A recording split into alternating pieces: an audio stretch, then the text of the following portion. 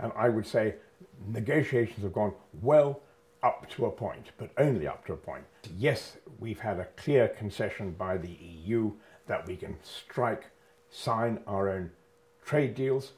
On the other hand, in some sense, the can has been kicked down the road, because instead of knowing what the shape of the potential EU-UK deal is going to be, it's perfectly clear to me now that the intensive negotiation on that is going to go on during the implementation or transition period for the, i.e. the next 21 months after March 2019. Some people might say, ho ho, I mean, haven't we given away quite a lot? Yes, there's been this concession that we can strike our own trade deals, I've mentioned that.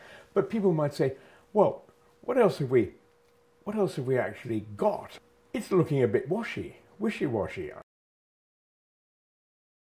I think there are going to be a lot of developments over the next few months. Now let's imagine a situation where we get to March 2019, we're out, the transition deal is still being negotiated.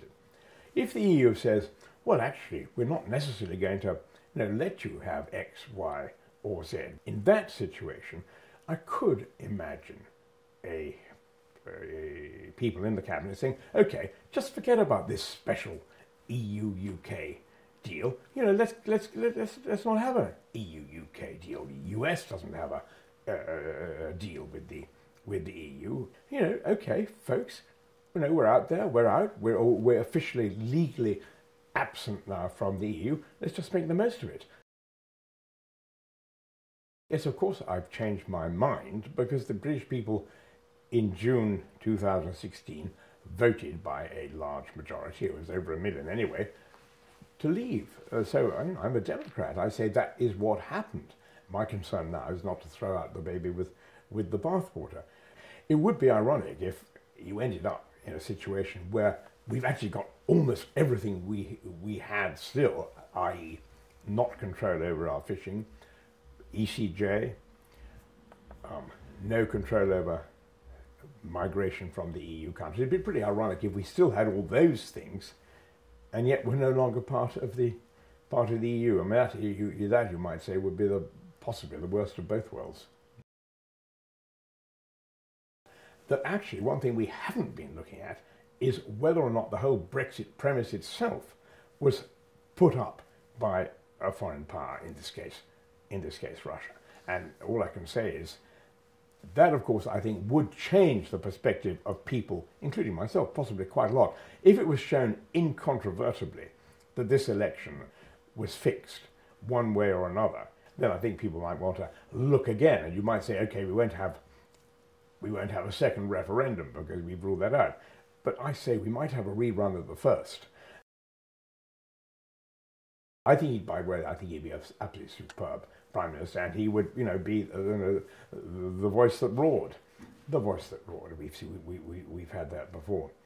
This is not gloom and doom. I'm not being gloomy and doomy, but I do say to myself, remember what Sharon and I answered when someone said, what do you think of the French Revolution, which was 2 centuries earlier?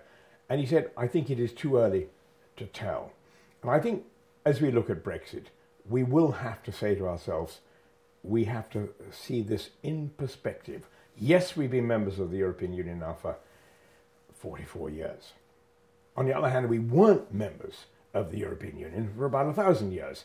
When Hugh Gaitskell made that absolutely brilliant speech in October 1962 to the Labour Party conference, do you remember he said, throwing away 1,000 years of history, don't you think we should give it a thought?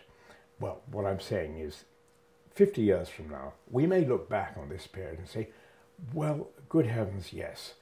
Mr. Heath, may have taken us into Europe, but I think Boris was right to take us out.